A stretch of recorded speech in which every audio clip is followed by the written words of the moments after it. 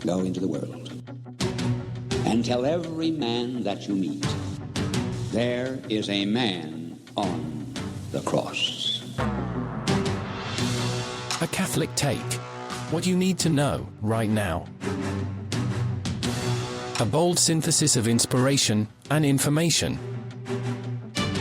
Keeping you up to date on the news and issues from a courageous Catholic perspective. A Catholic Take with Joe McLean starts now. Praise be to Jesus Christ. Welcome back to A Catholic Take, a bold synthesis of information and inspiration. I'm your host, Joe McLean. Praise be to God. It's good to be on with you. Did you catch the State of the Union last night? Boy, fireworks to say the least. Over 130,000 people, according to the Social Security databases, are age over 160 years old. Wow. We have a healthier country than I thought, Bobby.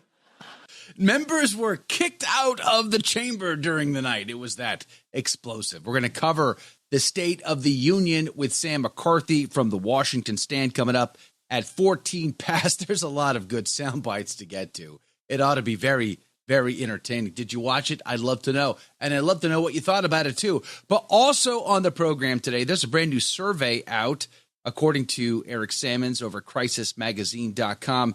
Did you know, just take this in for a second. For every 100 people who join the Catholic Church, 840 leave. How do you think we're doing? What's the state of the church right now? All this while Pope Francis, from his hospital bed, fighting for his health, is basically telling you not to be too rigid. Don't go to those rigid, stuffy masses. Good grief. What are we even talking about? They are leaving in droves. We're going to have that conversation coming up at 30 past the hour with the co-host of the Crunch podcast, Patrick Neve. He also has a website, Convince Your Friends Catholicism is True, just to help you win back your lost loved ones. We're going to have Patrick on the program at 30 past the hour to talk about the deteriorating state of the church.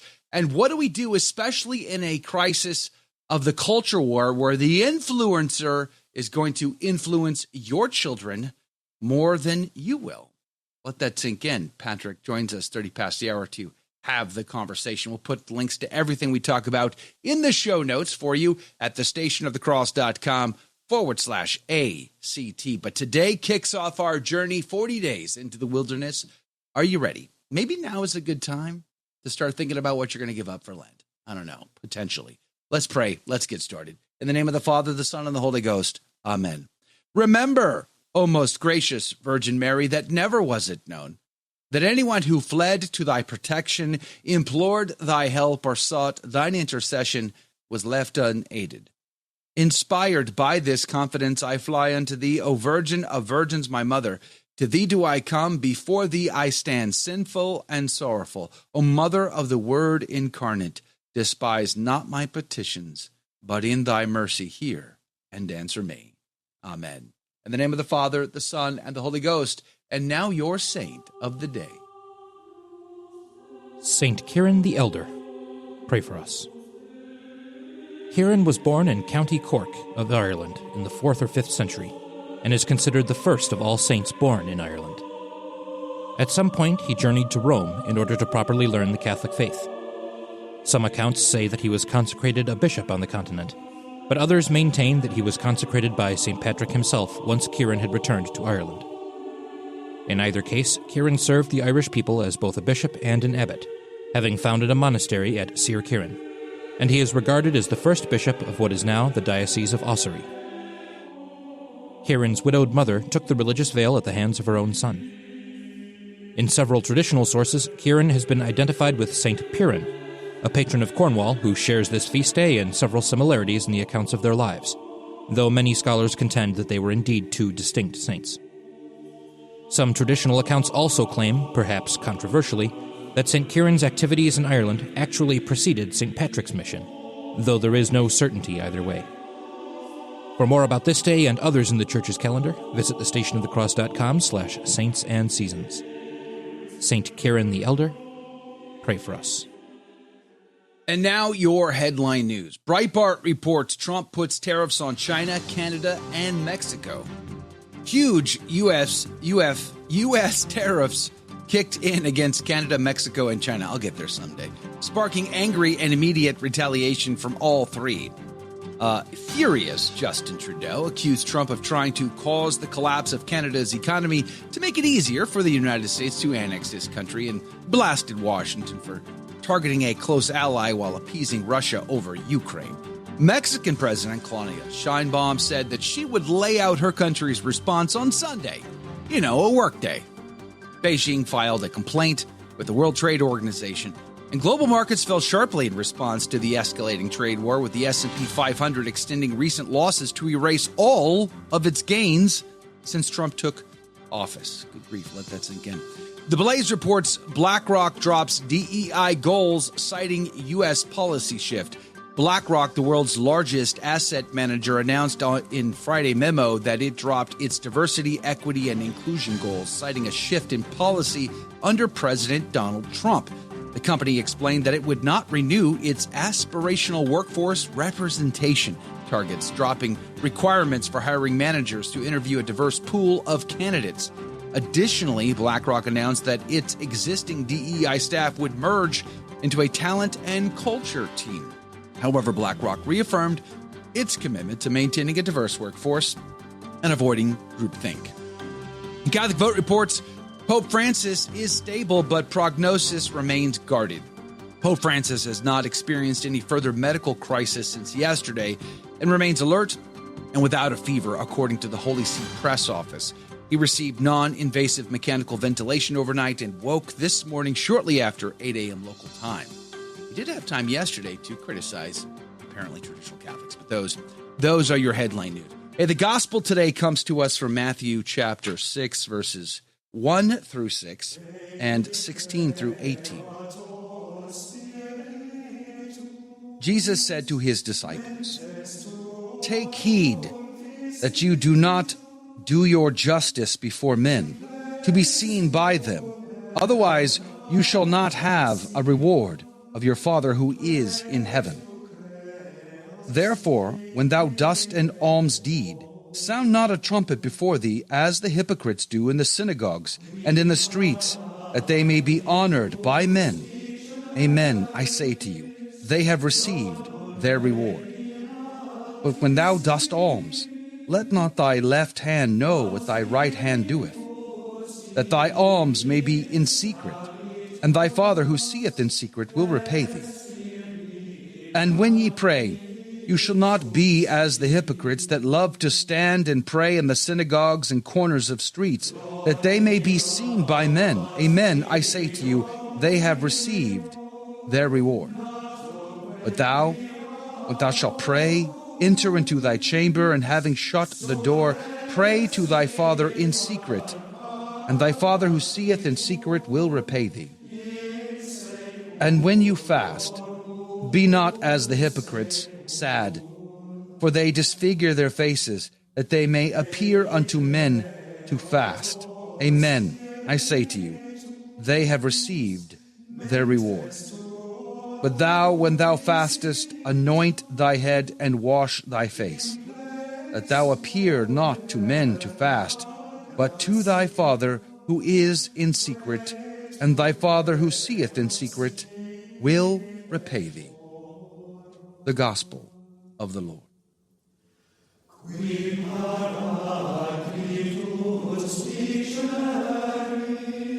Laus tibi Christi. The Ignatius Catholic Study Bible would say Jesus reaffirms three traditional works of mercy honored by the Jews: almsgiving, prayer, and fasting.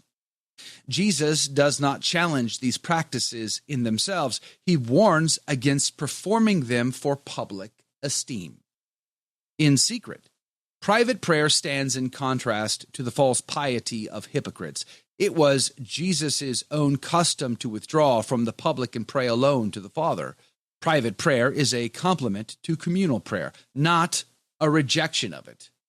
Jesus is not rejecting private acts of piety, especially like, say, the Mass, the liturgy, for instance. You might find some Protestants who might leverage this verse to try to convince you that the Mass is wrong because you're doing it openly. That's just not the case. There's a distinction here about your heart's intention. And God, who sees in secret, knows your heart's intention. You can't hide from him. Father Haydock would say, because he who should pray in his chamber and at the same time desire it to be known by men, that he might thence receive vainglory, might truly be said to pray in the street and sound a trumpet before him, whilst he who, though he pray in public, seeks not thence any vainglory, acts the same as if he prayed in his chamber. Jesus Christ went up to the temple to attend public worship on the festival days. Never missed a festival day, our Lord. He said he wasn't going to go once. Remember the Festival of Lights?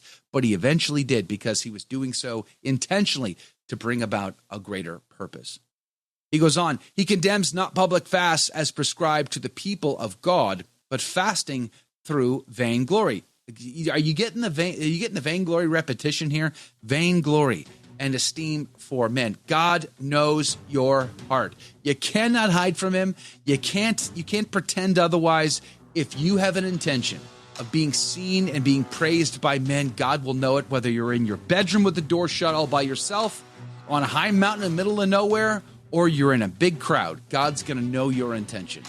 It's the intention that's being spoken of here. Pray, fast, do penance, give alms this Lent, but do so not for the esteem of men, but do so out of a love for God, out of an appreciation for God. Let's let God know how much we love him this Lent. And let's seek to be as close as we possibly can to him. It doesn't matter what our neighbors think or say, and it doesn't matter what they know you're giving up or not giving up for Lent. What matters is how you intend to start your journey in the wilderness. We'll be right back. Don't go anywhere. Did you know you can help evangelize simply by using your cell phone? The Station of the Cross is partnering with iCatholic Mobile, America's only Catholic mobile phone company. When you join iCatholic Mobile, a portion of every dollar will support our programming. Plus, you'll enjoy great service with iCatholic Unlimited 5G data, text, and talk. With iCatholic Mobile, you can stay connected with family and friends while also spreading the truth of Jesus Christ with clarity and charity. Join today at iCatholicMobile.com.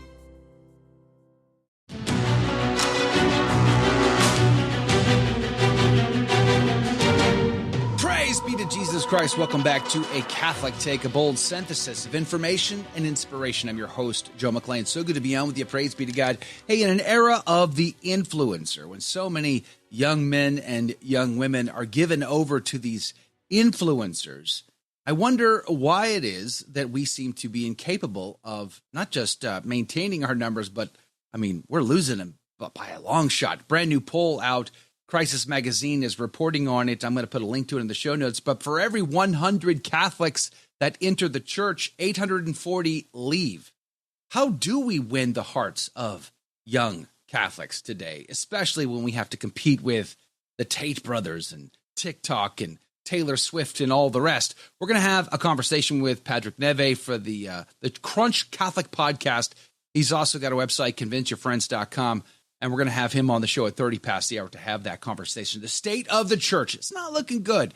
But is the State of the Union looking good? Well, last night, Donald Trump gave let's just say a fiery conversation with both chambers of the House. Have a listen to this. And to that end, I have created the brand new Department of Government Efficiency, DOGE. Perhaps you've heard of it. Perhaps.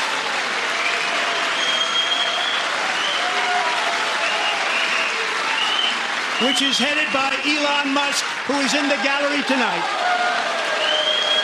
Big standing ovation for Elon Musk last night. It was fiery, to say the least. Joining us to talk about is Sam McCarthy from the Washington Stand. Sam, good morning to you. Thank you for your time today. Fiery stuff on Capitol Hill last night with Donald Trump's fifth State of the Union speech. Some highlights for sure. Doge being one of them as he begins to go off on the litany of all of the expenses, of the expenditures American tax dollars have gone to. Some crazy stuff, LGBTQ, trans stuff, voter confidence in foreign countries. The list goes on and on and on, doesn't it, Sam? It's really bad what we've been spending money on. The absolute waste, the absolute, frankly, it's just fraud. It's not just, unnecessary spending. it is wasteful spending. And to the extent that the majority of Americans don't want it, they don't want to be spending their money on this. They don't want their tax dollars going towards any of this. To that extent, it is, at least in some sense, fraudulent.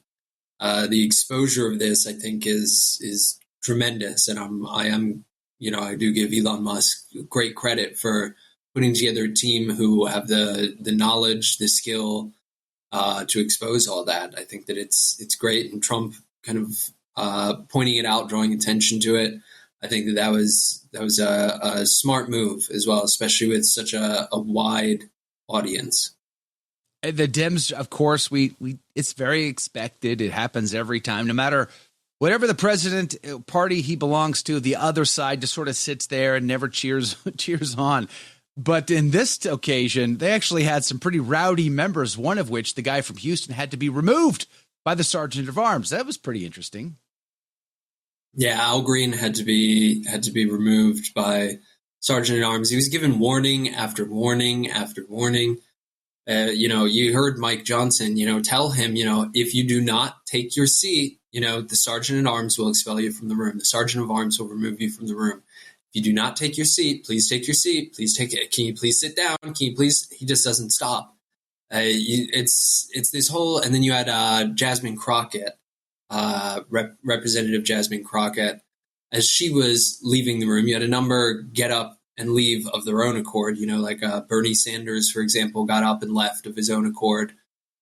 Jasmine Crockett was one of those who got up and left of her own accord. She took off her jacket as she was walking out to reveal she's wearing a T-shirt that says "resist" on the back. This whole idea of resistance, and it's all based on all this media, all this fluff. Everybody thinks of themselves as, oh, I'm one of the rebels in Star Wars. Oh my gosh, I'm one of the good guys from whatever that show is, Handmaid's Tale or whatever, Right. They all think of themselves in terms of media. I'm Iron Man and Captain America fighting whatever the villain is, the Robot Man or whatever. They all think of themselves in these terms and don't really do anything. Especially right now, the Democratic Party is crippled. They really have no leader. They have no clear path forward. Yeah. The vast majority of their especially their extreme policies on things like transgenderism, for example, have proven more than just unpopular. They've proven fatal for the party politically, but they're unwilling to ditch it. They're unwilling to even address these issues. They're unwilling to say, what, should we kind of realign? Should we review where we are? The Republican Party did that with Trump. That's how we ended up with the MAGA movement. Trump showed that there is actually a great populist streak, that he can appeal to, that there is, these policies, these ideas that, if somebody actually has the guts to promote them, you're going to have tons of voters coming in, and he did that and revitalized and reshaped the Republican Party in essence. The Democratic Party is unwilling to do anything except for focus on their set agenda. Which reminds me of one of the big zingers from last night was on the border policy. Have a listen to this. The media and our friends in the Democrat Party kept saying we needed new legislation. We must have legislation to secure the border. But it turned out that all we really needed was a new president. He really did lay the wood to his opponents last night. He started off with a litany of everything he's done. I'm the greatest. Never seen great like this great. This is the greatest of greats. It's like the typical Trump thing he did last night was just, it's entertaining to us, but at the same time, there is a clear contrast here because he's right. We've had the lowest number of border crossings, illegal border crossings, just in his very short time in office again than we've had in the entirety of the previous 4 years. Clearly, just enforcing the law has made a big impact, right? Yeah, and it's true what he said, that really it was just a matter of we needed a new president. I remember, you probably remember, when Biden was trying to get that, they called it a bipartisan border security bill. When Biden was trying to get that pushed through, he kept saying, oh, well, I need Congress to legislate this. Well, I need Congress to back me up on this. You don't. Trump proved that you don't. We now have literally record low, February lowest number of illegal border crossings since we started recording the number of illegal border crossings. Lowest in recorded U.S. history. Lowest number of illegal encounters at the southern border. In the course of less than a month, Trump changed it to the lowest number ever. Really, all that you needed was a different president. Really, all that you needed was a president who has the will to wield the power that his office is given. I was on a completely separate matter. I was writing some legal coverage yesterday, and I was writing about something that Supreme Court Justices Samuel Alito and Clarence Thomas were writing. And one thing that they pointed out was they said, that it seems like a number of courts, when it comes to one particular issue, seem to err on the side of a particular article of the Constitution, citing kind of like, oh, well, we're not going to address that, the merits of the case. We're just going to dismiss it based on a lack of standing. And they said, but really, we need to have courts who have the will to use the actual power that has been given to them by the Constitution, who are willing to actually go out there and clarify these constitutional questions. And we have the same thing with the presidency. We need a president who's given, tremendous political power. He's given, I think it was Abraham Lincoln who said that the presidency is clothed in amazing power. The president has got such power, and you need someone who's going to use it. And I mean, if you look at, Trump, he's using it to defend the nation. Biden used the power. He used his political power, the power of the presidency, but he didn't use it to defend the nation. He used it to put pro-life Americans in jail, to send FBI agents into Catholic churches, to target American Christians, to target parents who didn't want their children transgendered at school. He used it for ill. He used it to harm the nation, as opposed to Trump, we have now is helping. He's defending the nation and its sovereignty. Donald Trump, I don't remember Donald Trump mentioning anything like pro-abortion, pro-life. He did say this about transing our children, though. Have a listen to this. And our message to every child in America is that you are perfect exactly the way God made you.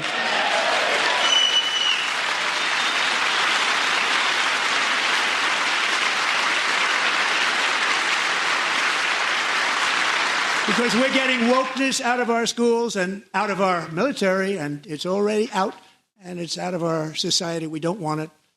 Wokeness is trouble. Wokeness is bad.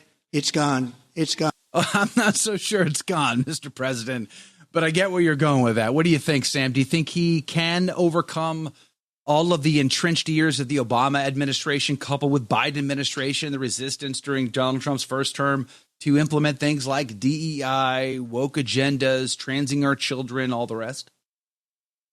Well, like I said, I think one thing that's going to really help him in that endeavor is the fact that the Democrats kind of went, a little too far on woke. They kind of went all in, and it hasn't really paid off for them. There's a book by C.S. Lewis called That Hideous Strength, where he talks to it, and it's obviously it's C.S. Lewis. It's kind of like a speculative fiction. He has this thing where, the bad guys here on Earth, he says there's kind of an embargo placed on Earth, and that really heaven can't get down to help us unless this embargo is broken, and the bad guys are the ones who break it. And so Lewis says that in their hubris, in their pride, they have brought deep heaven down upon their own heads. I think we can really see that with like the Democratic Party, today. They've really kind of overexposed this. They've really exposed, when you see, you can look at Target. Target took a massive hit because they were putting out those little like training bras and stuff that were like binding for trans children or whatever. It was, the backlash was tremendous. They lost hundreds of millions of dollars. Bud Light with Dylan Mulvaney, same thing. But all throughout, everywhere, and particularly when you have the government pushing this stuff and promoting this stuff, you have, I think it is a minority. It's a sizable minority, but it's still a minority that is okay with that. The left-wingers, the progressives, etc., they like that. They appreciate that. That's what they want to have. That's what they want to see. But then you have the vast majority of Americans who say, I just want to be left alone. I just want you to. And so especially when they realize, which the Democrats have made them realize by pushing all this stuff so aggressively, when they realize that their government is pushing this, they'll turn against whatever it is simply because it's being pushed on them. You know, whether they, if it were a matter, I don't know, maybe it could have gone differently, but I think they've really turned against this. I think Trump can eviscerate it. Amen. Well said. Dan McCarthy from the Washington Stand. Appreciate your take on the State of the Union last night. Thanks for hanging out with us. Love to have you back soon. We're going to put a link to Joe. Sam's articles over at the Washington Stand. You can find them, WashingtonStand.com. But we'll put a link to it in the show notes today for you. Speaking of what's gone wrong, I'm going to argue evangelization, the one mission given to us by the God-man Jesus Christ, our Savior, was to go forth and make disciples of all nations. But right now, according to a recent poll, for every 100 Catholics that come in, 840 are leaving and becoming nothing. By far, it is a crisis in the state of the church. More on that coming up after the break. Don't go anywhere. Be right back.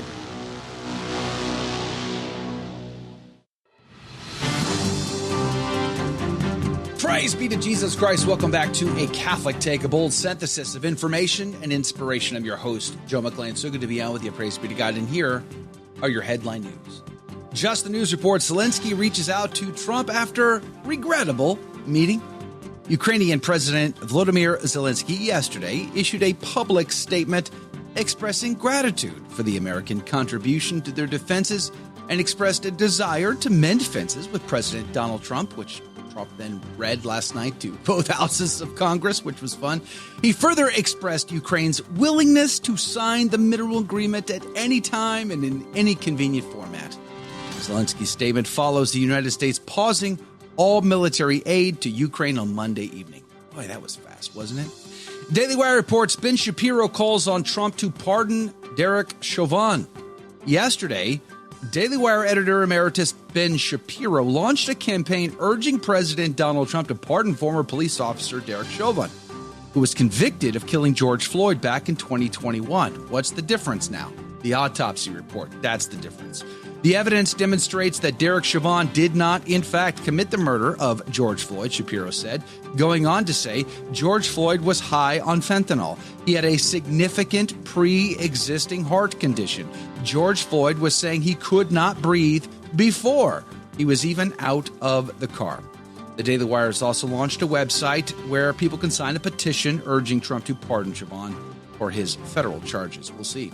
Catholic Vote reports Education Secretary McMahon outlines the department's final mission. Newly confirmed Secretary of Education Linda McMahon has announced the Department of Education's final mission, vowing to send education back to the states. Wow, that'd be amazing. Also, Wyoming passes universal school choice. Let that sink in. And those are your headline news. Hey, did you catch the report earlier this week that the Tate brothers have returned back to the United States? There are a lot of young Catholic men in particular who look at Andrew Tate and his brother Tristan as some sort of role models. I, for me and for my house, believe they're disgusting examples of a virus in masculinity and society and should be dealt with immediately and exactly. And in fact, the state of Florida has launched an investigation against them, by the way, now that they're back in the United States. And I wondered, because in the era of the influencer, people like the Tate brothers, or even other examples like Taylor Swift, for instance, or TikTok stars, or whoever you'd like to name, is it any reason to believe that the results that we're seeing now reported by Crisis Magazine, that for every 100 persons that come into the church, 840 are leaving, when you're competing with the Tate brothers, Taylor Swift, and all of the rest? Well, I've invited someone who's on the Crunch Catholic podcast, who also has a website designed to try to help you bring back your lost loved ones into the faith, to convince your coworkers, your friends, your family members of the authenticity and the reality of the one holy Catholic and Apostolic Church. Patrick Neve joins us this morning to have the conversation. Patrick, good morning to you. Thank you for your time. Yeah, of course, sir. Good to be here. Thanks so much for having me. The stats are terrible. They really are terrible. I think it emphasizes that somehow it's a top-down issue, in my opinion. I'd love to get your take on that. But I think we've forgotten that our mission is to evangelize the whole world. Cardinal Dolan just this last week was, getting ready to welcome, hey guys, I know you Muslims are about to celebrate Ramadan. I hope you have a great one. Your Eminence, your job is to convert them, not to encourage them. What are we talking about here, Patrick? How do we navigate these crazy waters? I think Catholics and Catholic bishops, obviously it's their whole job to notice these things. They feel like we are losing ground, and one of the two strategies is to, if you can't beat them, join them. And I think that's the route that quite a few cardinals and bishops have taken over the course of the last, couple of decades. But I think it's clearly not working. It's just clearly not working. I think top down is definitely necessary. I personally, why we started the Convince Your Friends mission was because I didn't want to wait around for the top down approach. I spent a lot of time in parish ministry, and a lot of the parish ministry was contingent on the pastor even being willing to have that kind of missional attitude. And I saw a huge limitation. Both pastors I worked with were great, but I saw a huge limitation in my choice of evangelization, that I was always going to be dependent upon the willingness of a pastor to evangelize, to actually do my job of evangelizing, which I wasn't happy with. And so when I left, I decided, okay, well, I'm going to try and do something at scale that helps young people like myself evangelize their friends in a way that's not systematic and programmatic and let's get them all into the donut hall for for a Bible study. Let's do what the bishops have been saying for years and quote unquote meet them where they're at, which is at my house, or it's where it's at a bar. That's where my friends are at work, and so I'm going to meet them where they're at. I'm going to talk to them about the faith, and here's how to ask engaging questions that kind of probe the deepest issues and not focus on the surface level stuff. Yeah, a lot of trad Catholics like myself, we look at it and go, for the past 60 years post Vatican II, we seem to be being told continually that you're supposed to just meet them where they're at, and just that's it. That's the extent of the whole journey, is just hanging out and with it's them. not defined. Yeah, and it's confusing to say the least. Mm-hmm. So what does it look like then to evangelize? What does it actually look like? Who's responsible for what then in the church? Is the hierarchy responsible for evangelization? Are the lay folks responsible for that? Whose job is to do what? The way I see it, and I wrote a piece for America Magazine. Fun fact, not a great publication to tie myself to nowadays. But I wrote a piece for them as their op-ed about the parable of the withered the tree that's withered, the withered fig tree, and how we often approach evangelization as a factory farm as opposed to a garden. And the bishop's idea is to kind of create industries that quote unquote evangelize, and really all they do is check the box. They publish, they've been using the same We Believe textbook in Catholic schools now for 20 years. And obviously people have been leaving for the last 20 years. So maybe let's shift strategy. I think what it is it's an all of us are responsible for evangelization, but in particular, every single person is responsible for the people they find themselves around. And that's the purpose of the Convince Your Friends. It's based around defining, actually, okay, meet them where they're at. All right, great. Where are they? They're in one of 9 places. And it's divided into atheist, non-Catholic Christian, atheist, non-Christian believer, and then non-Catholic Christian. And it basically asks a series of 9 questions of okay, what do you agree with on the church teaching? Okay, and then what's the next step? And then the strategy is don't talk about anything else until you've agreed, okay, the Bible is historically reliable. Okay, Jesus rose from the dead. Okay, God exists and we can have a relationship with him. Right? Because we spend so much time focusing on the extraneous. The atheists will throw out the sex abuse scandal. The Protestants will throw out Jesus, the rock means pebble, not rock. Like we'll have these arguments, and we'll kind of dive into these rabbit holes. But in reality, all these arguments come down to either nine questions, which are divided into three categories of: you don't believe that God is real, you don't believe Jesus is God, and you don't believe Jesus established the Catholic Church. Those are the three places someone can be.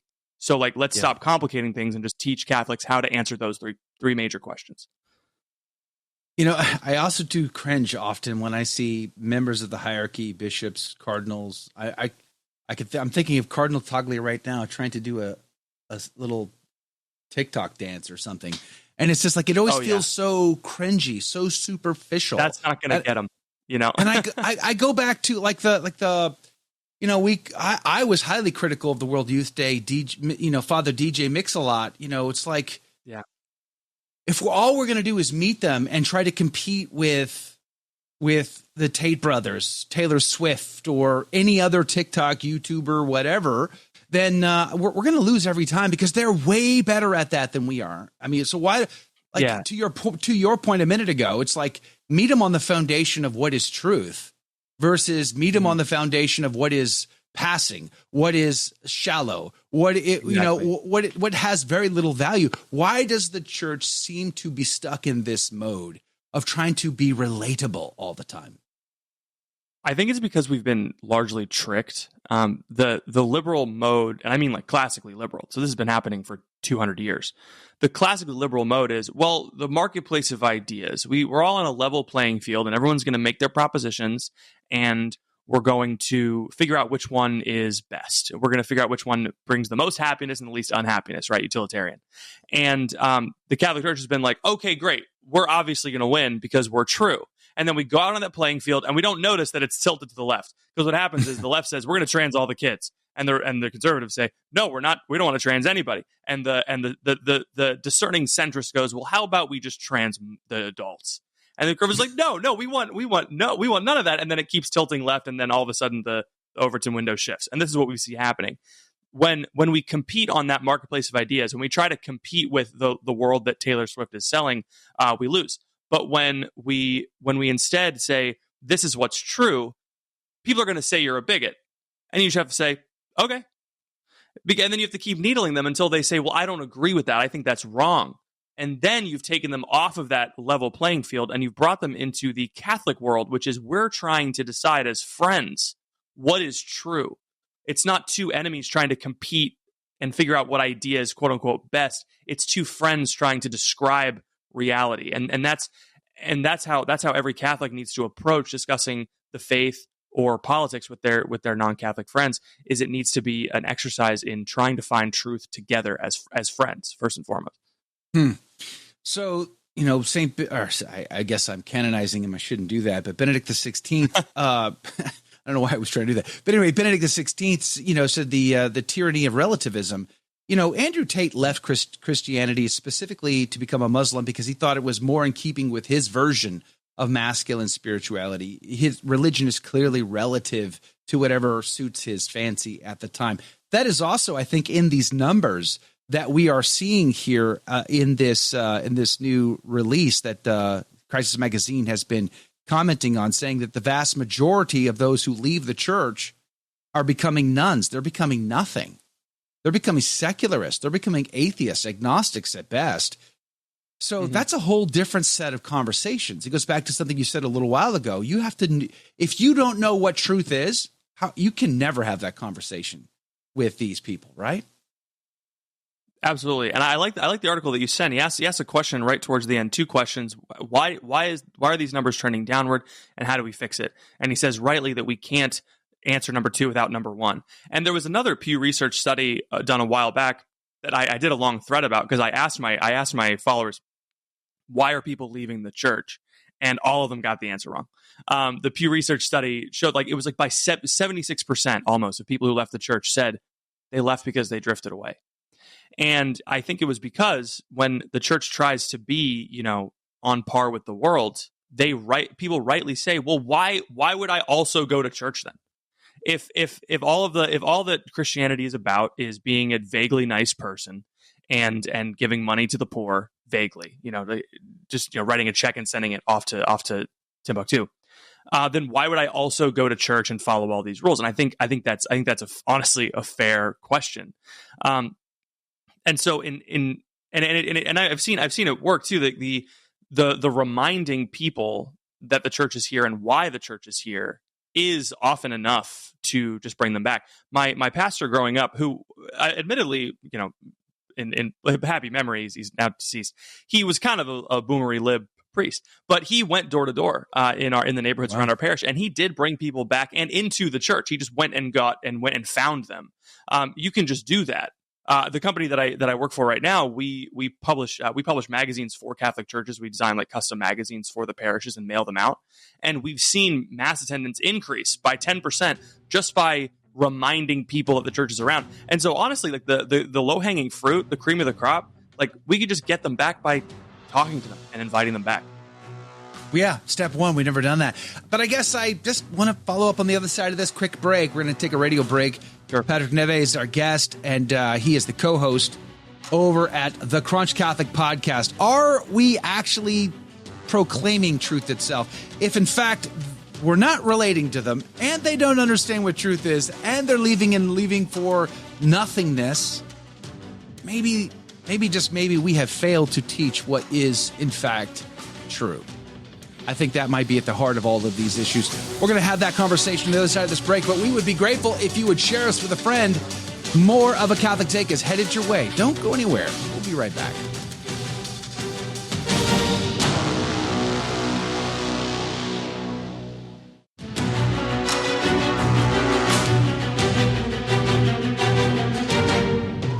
To Jesus Christ. Welcome back to A Catholic Take, a bold synthesis of information and inspiration. I'm your host, Joe McClain. So good to be on with you. Praise be to God.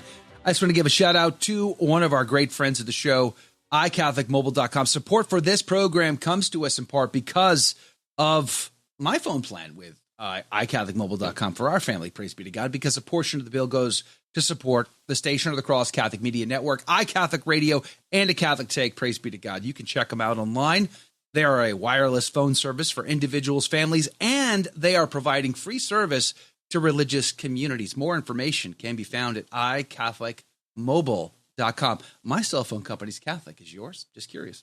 Anyway, we're having a conversation about the state of the church. We talked about the State of the Union, which, according to our straw poll, 79% of you say was great last night. That's fun.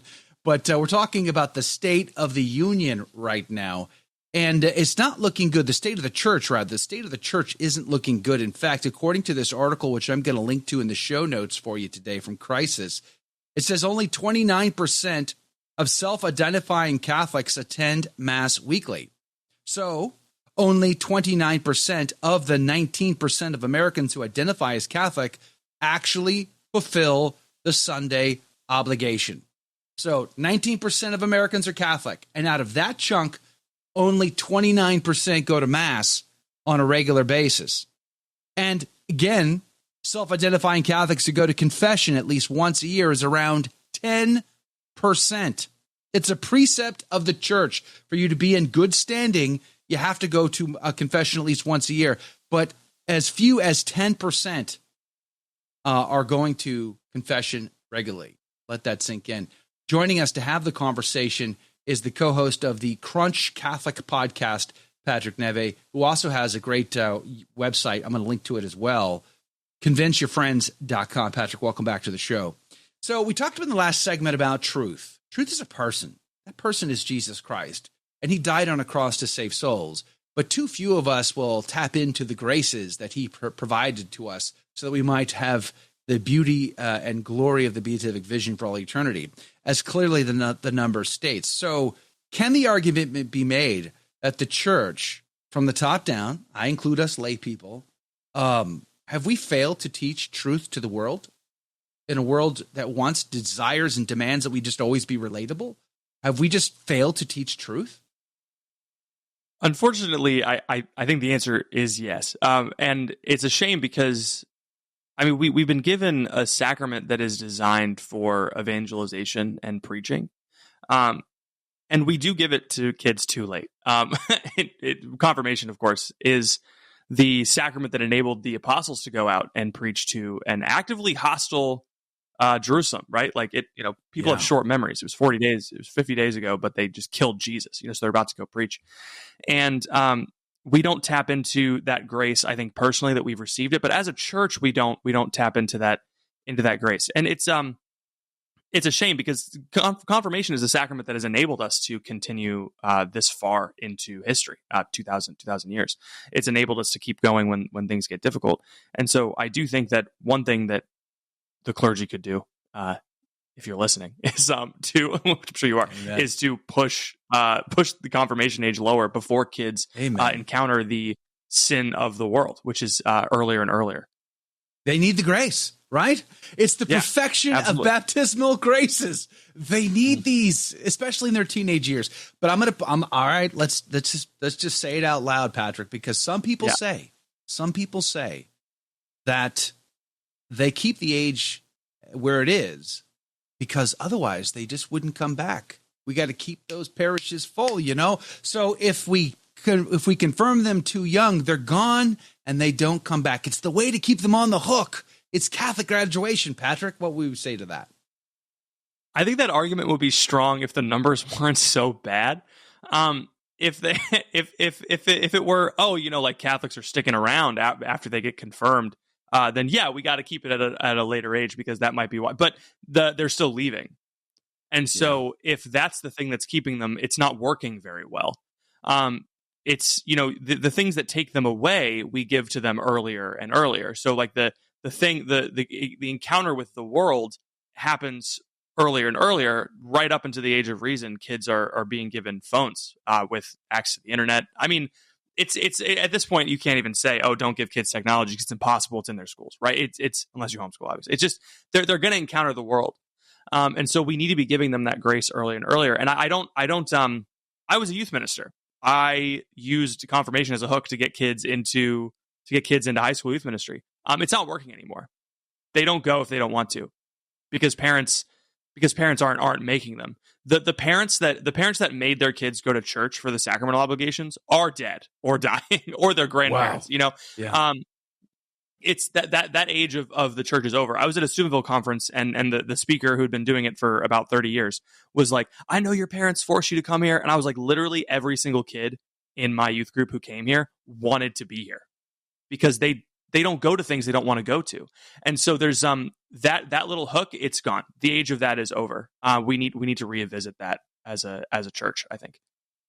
St. Charles Borromeo, when he entered into his diocese, he realized just how bad things were amongst the clergy, let alone the lay folk. So he implemented a re-seminarian formation for the ordained clergy. They were shacking up in town. They were carrying swords on their hips, not wearing clerics. And he pulled the Donald Trump on them and cleaned house. He got the Doge thing going in his diocese and cleaned house. But they didn't like it, but it improved things. It made things better. And then he reinstituted a better seminarian formation for the next class of ordained clergy. It seems like we kind of need that strong will from the top down to go through this again, because maybe parishes should be focused on catechizing the family, the adults, mom and dad, before it emphasizes the catechesis of the kid. Because maybe if we change the lives of mom and dad, they will change the lives of their own children. Yeah, and obviously I hesitate to just talk about the hierarchy because there's so much that we could do as lay people, but I do know that they listen to this, so I would like to say, there's a reason why we call them fathers. My son doesn't like it when I brush his teeth, but I cannot emotionally care about that. My wife feels very bad when he's screaming and crying. She's like, oh, come on, you be gentle. I'm like, no, he's got to brush his teeth now. And so it doesn't matter if he's crying or happy. And that is the fatherly role. So, sometimes you can't let yourself be emotionally affected by the emotions of your children.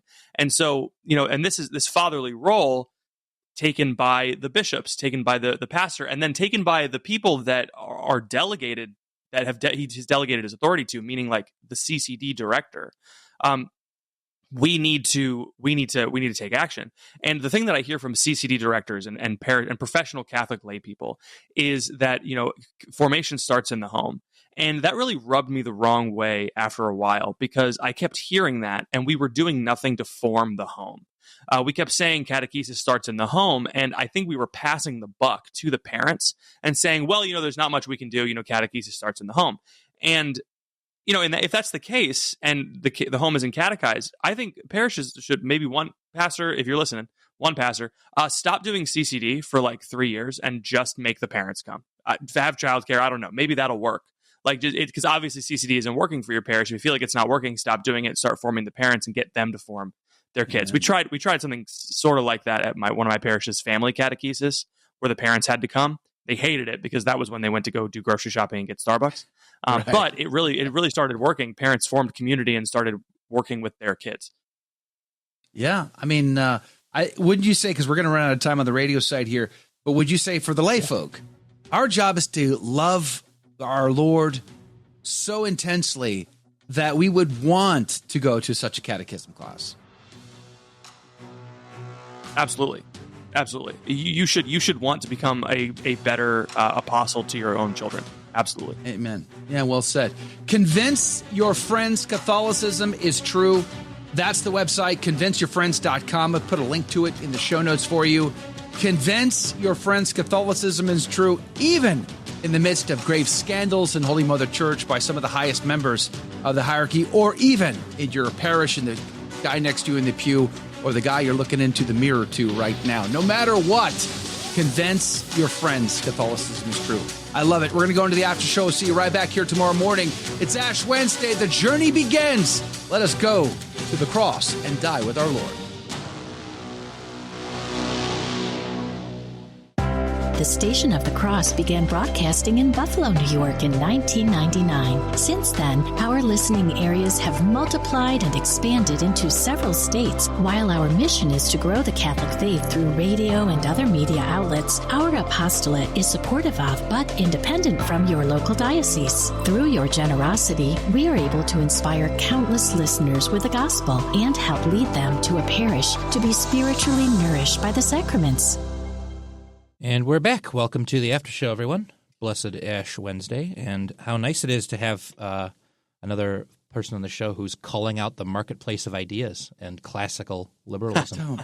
I love when we actually get into some of the root problems as opposed to just the woke mind virus from it's all Obama's fault. No. What? It is all Obama's fault. Stop it. It's almost like the problems go back a lot further. No, it just started in 2008 when he got elected. Here. I'm sorry, guys. No, didn't walk into much. Just me trolling people. Producer Jake being producer Jake. Hey, so far the straw poll says 81% say Donald Trump was great last night, 15% say good, 4% say meh, and 0% say terrible. Didn't see that coming. 0%. I'm shocked by that. I am too. I thought there'd be one. We've got a couple Okay, let's see. Strident Trump critics in the chat usually. So far on the ACT Insider Telegram group, thanks to Damon, praise be to God. Good morning to you, Damon. 100% say it was great on the Telegram. This is ridiculous. These are like I didn't see that coming. These are Putin election numbers, right? Is that what that is? Speaking of which, did you? I didn't play that clip of Donald Trump actually quoting the Zelensky email he got. Hey, I'm sorry, mea culpa, mea maxima culpa. Can I come back and hang out and sign the deal again? You cut the funding off, and amazing. Just like he had a change of heart so fast. Who knew? Praise be to God. Hey, John Paul Sandoval, good morning to you. My friend Helen Grace, Shaquille Blaine, good morning to you. Douglas, good morning to you. You're going to Mass? Please keep me in your prayers. I'd be grateful to you. Gregory, good morning to you. Blizzard last night. It's practically summertime, Gregory. We're done with snow. What? Nebraska? Come on now. It's March. There's no snow on the ground in March. What are we talking about? Robert Stevenson, maybe you might consider a move. I don't know. If you live in some place where it snows in March, maybe I don't know, a move south might be in order. Robert Stevenson says, Blessed Ash Wednesday, Feast of Fast and Abstinence Day. Jake, you're living in Buffalo. All the snow is gone, right? Not all of it, but come on, all of it's gone. It was warm enough for me to sit outside on my front porch and smoke my pipe last night. It was pretty great. If that's true for Buffalo, then what's Nebraska's issue? You guys just need to pass some legislation. No more snow. Angela Brand, good morning to you. Just ban all the snow. Shaquille, good morning. Did you guys catch, speaking of trolling, did you catch Donald Trump call Elizabeth Warren Pocahontas? And she does that every time. It off. She just shirked it off. I was so proud of her. I got to be honest with you. Like she didn't let that get under her skin. Good for her. I have to say, good for her. Praise be to God. Face, yeah. Yeah, she did so great. Pocahontas wants us to go on for 5 more years. It was so good. Becky Hansen, good morning. Karen Collins, Jane Steves, Sharon, good morning. Thanks for hanging out with us today. Fathers, Jane says, have been disrespected in the process of patrimony. Having lunch with a customer, I said my father would never let his son wear a dress. Parents have given up their position as parents in many cases. Yeah, Holy Mother Church has taught that the parents are the first primary educators of their children. It is not the parish.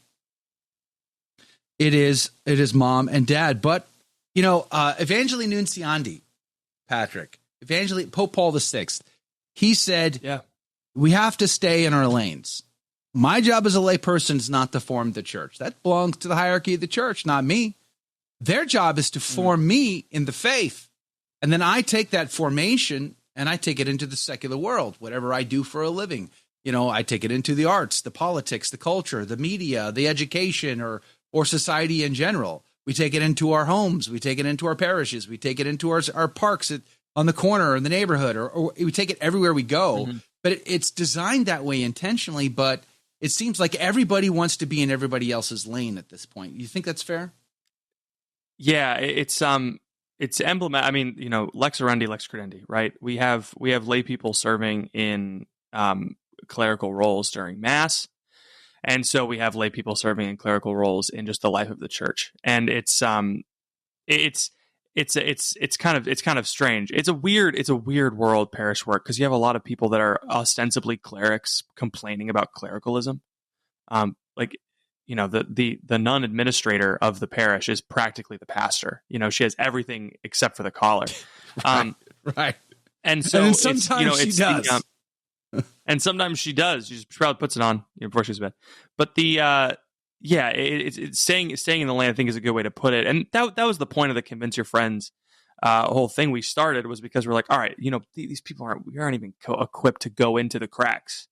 So let's make something that helps them do that, because the hierarchy isn't doing it. They'll just kind of say everybody. I think clerics are really good at repeating buzzwords, and the buzzword is the new evangelization. Every Catholic has to evangelize, but practically it's a fog in the pew. It's a fog in the pew. It's a mist in the clergy at the pulpit, right? They don't really know what it means to go out into the world, and so they're not communicating how to do it.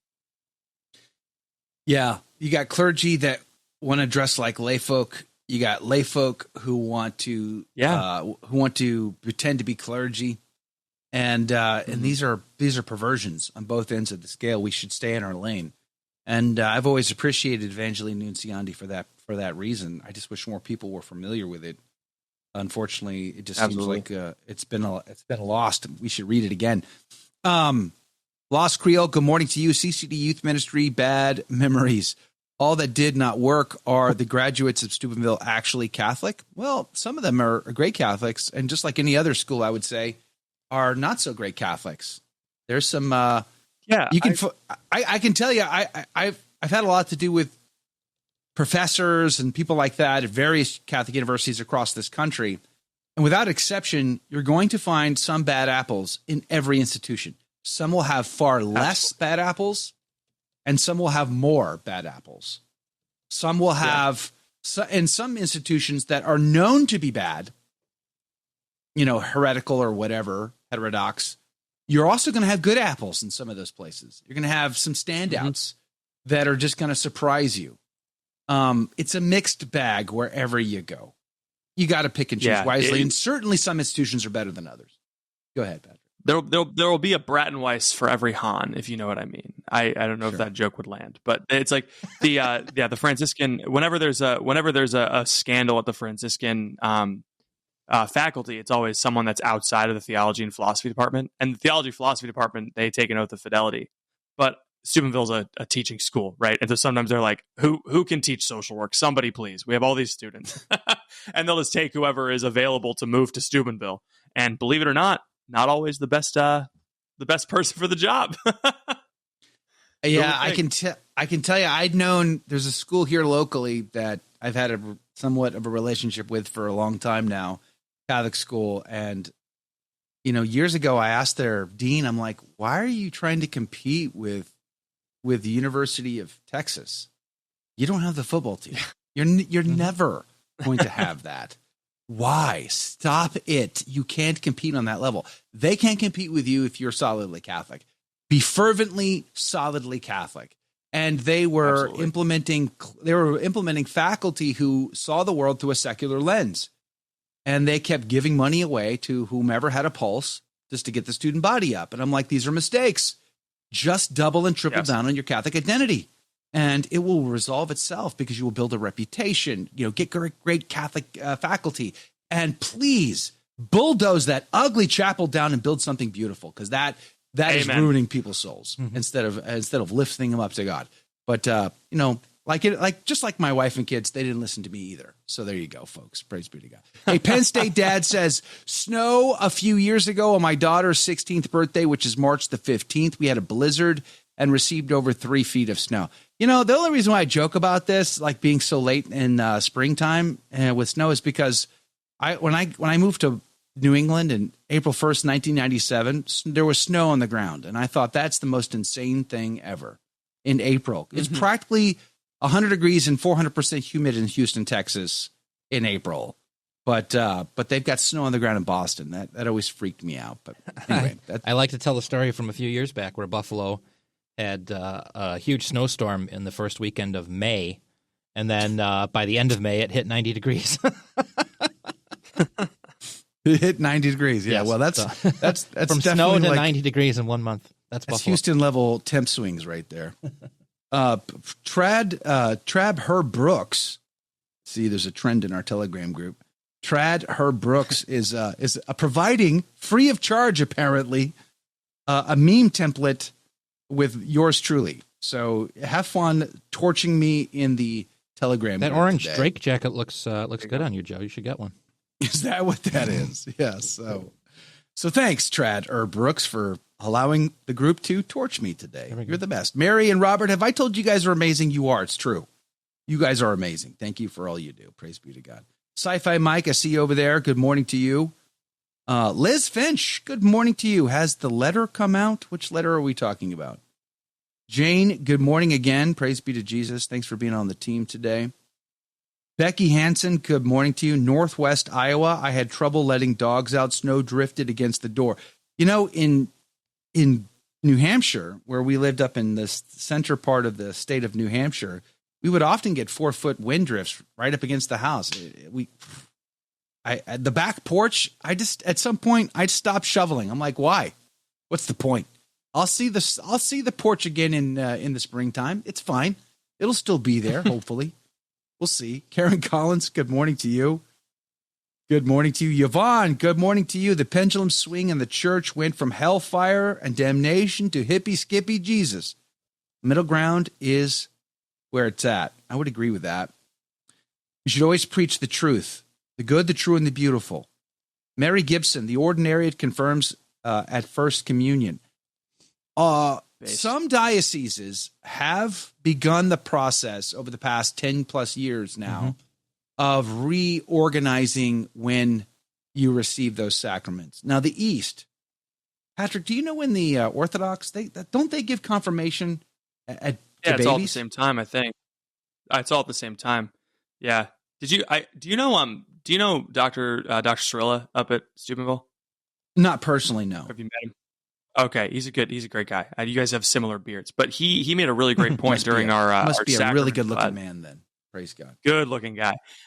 He made a great point during a sacraments class when I had him for my master's, and he said that the first moral act a person makes at the age of reason is either an act of virtue or a mortal sin, because you at that first light of reason you realize you can choose the good or choose your own good, choose yourself, and so someone makes a fundamental choice for either the ultimate good or for themselves. And so that first act is a mortal sin, which makes sense because we do make kids go to confession before they receive the Eucharist. And so wouldn't it be an ideal to give them the grace to overcome temptation, which is what confirmation is, in order for them to make the right choice when reason first dawns in their minds. I think about that with my son almost every day. Like I want him to be confirmed so that he can have that grace. Yeah. I'm trying all the natural grace I can give him to be like, hey, this is what's good, this is what's bad. Choose the good. Yeah, but it's such a political thing. I mean, yeah, it really is. We try to sneak them in as young as we can, and they're like, nope, not old enough. Come back next year. Old enough, yeah. Like, oh, you're killing us. Stop it. Christine says, hey, Joe, New Hampshire has snow in May. I don't remember snow in May. If I did, I would have protested that at the Capitol, Concord. I'm sure of it. Why would anybody want snow in May? That's just insane, Christine. Deborah, we got a little. Go ahead. Let's see. We got a little snow in Florida a couple of months ago, and this should. We're losing you, Patrick. You mentioned snow in Florida, and I think hell froze over. Break. Yeah, and your internet froze on us as soon as you mentioned snow in Florida. That was like Florida's like, nope, can't deal with that. Sorry. Yeah, you got the same snowstorm we did here in Houston, Texas. We were out snow sledding down the hill. It was hilarious and fun. Praise be to God. I'm glad we had a good time with it, but it wasn't 4 feet, so that's cool. Terrible freezing cold and blasting wind in Oklahoma last night. Brr. I felt so sorry for livestock around here. Yes. Yeah, I can imagine it. There's some pretty frigid nights for those poor cows out on the plains. Oklahoma is on my target list. It's definitely a place I am considering moving to. We'll have to see how that goes. If it be God's holy will. If I can escape Houston, Texas. It's like a vortex. It sucks you in. It's kind of like the mob. Once you're in, you can never get out, apparently. Just remember, snow Joe, here in New York. Oklahoma's north of Houston, so you are just statistically likely to get more snow up there than you would in Houston. So keep that in mind.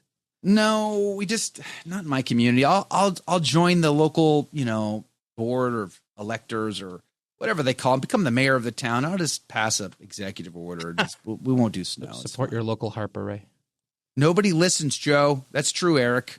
That's true. Nobody ever listens. Golly gee whiz, especially my kids. And the thing to remember, by the way, is that the Catholic Church did used to confirm early on.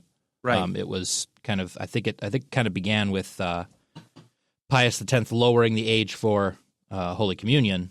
That confirmation kind of crept, later and later. Which just goes to show you that even saintly popes might not always make the best decisions with the best ramifications later on, even if it seemed like the right idea at the time. He was convinced by that example of the young girl who really wanted to receive Holy Communion before she passed away. I forget her name. It's a very touching story, Imelda. But it's a very touching story. But changing the entire policy of the church around an exception doesn't seem like always the best idea. As much as we appreciate Pope St. Pius X. Chris Lopez, good morning to you. Says, would you move to Southern California? Are you going to cover my living expenses? Because clearly only rich folks can live in Southern California. I have lived in Southern California, by the way. I was in the Marine Corps. Spent a lot of time in Pendleton, Oceanside, San Diego, Tustin Marine Corps Air Station. It's a wonderful place, full of snobs mostly. Okay, so we got to work on the local attitude there. In fact, I'll never forget the first time I encountered any reasonable Californian was at Escondido, California. It was the first time that they were like approachable, friendly, nice. Otherwise, what's going on with you people? You have perfect weather 24/7, and you might as well live in Boston. You have the same sort of attitude. It's weird. And then really, where people are super polite? Up where it's frozen for the entirety of the year, up in the northern Midwest. And the upper PA? Yeah, it's almost like maybe bad UP, weather. rather? Maybe bad weather breeds politeness, Joe. Does bad? Maybe. By the way, the weather's so bad it doesn't pay to be rude. I got a history lesson. They might have a fire you from, can go in front of.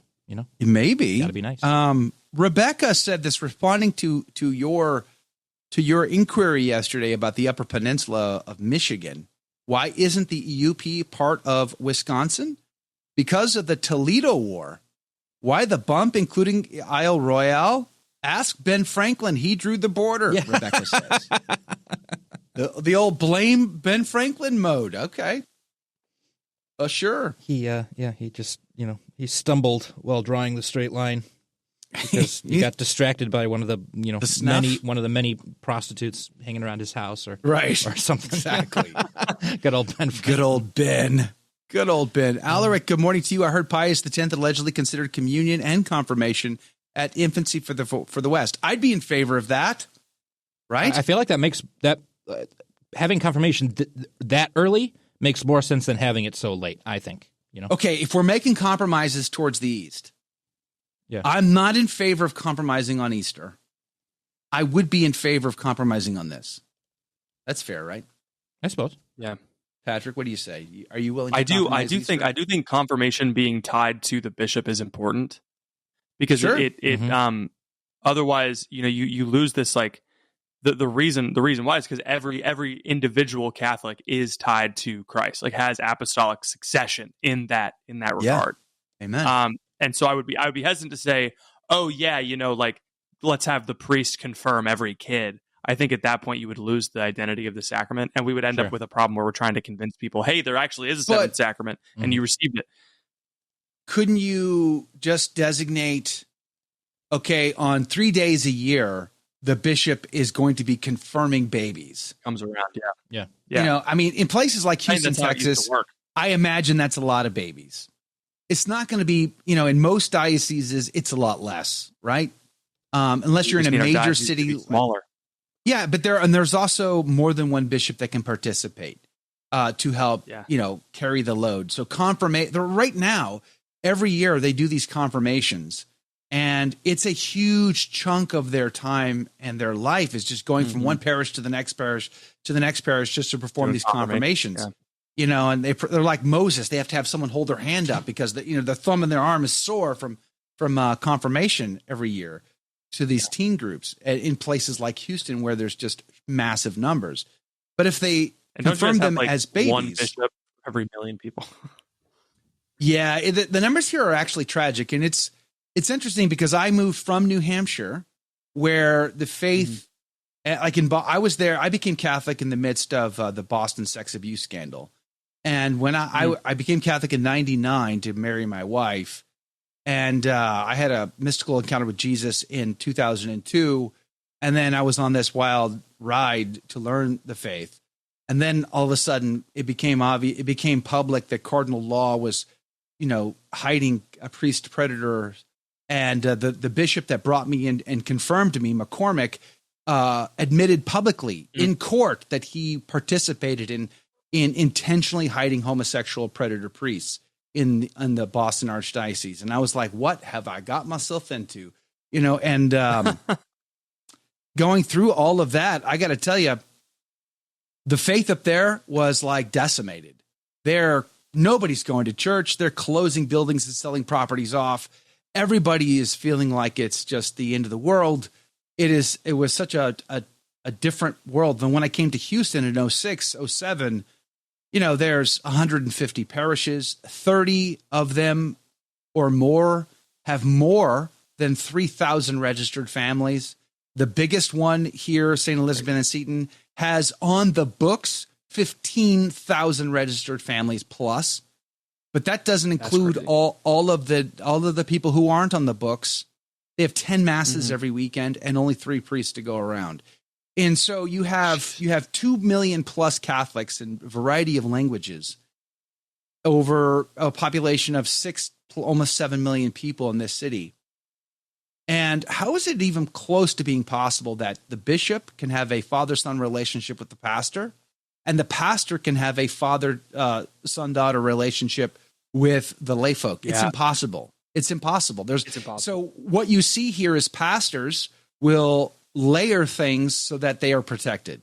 And I don't blame them. It is a part of the problem and has to stop, but I also kind of don't blame them because they are being utterly consumed by the machine of it all. So they get and I've often said this, you get an anonymous person, they pull up to a parish and they knock on that door. They go, I want to see the father. I have some tough questions. Yeah, make an appointment. It ain't going to happen.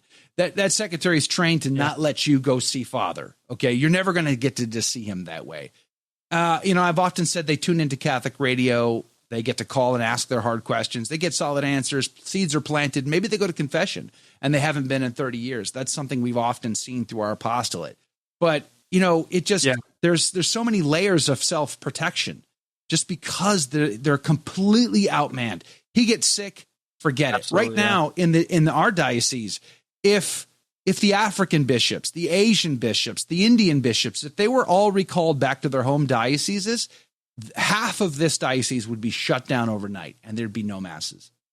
Shame. It's that bad. I think part of the problem, I don't know if you saw that stat that was like the amount of Italian dioceses versus the number of American dioceses. It's crazy. Like Italy has twice as many dioceses as we do. Right. And people were arguing like, oh, well, it's because they have more Catholics per capita. And it's like, I actually don't care.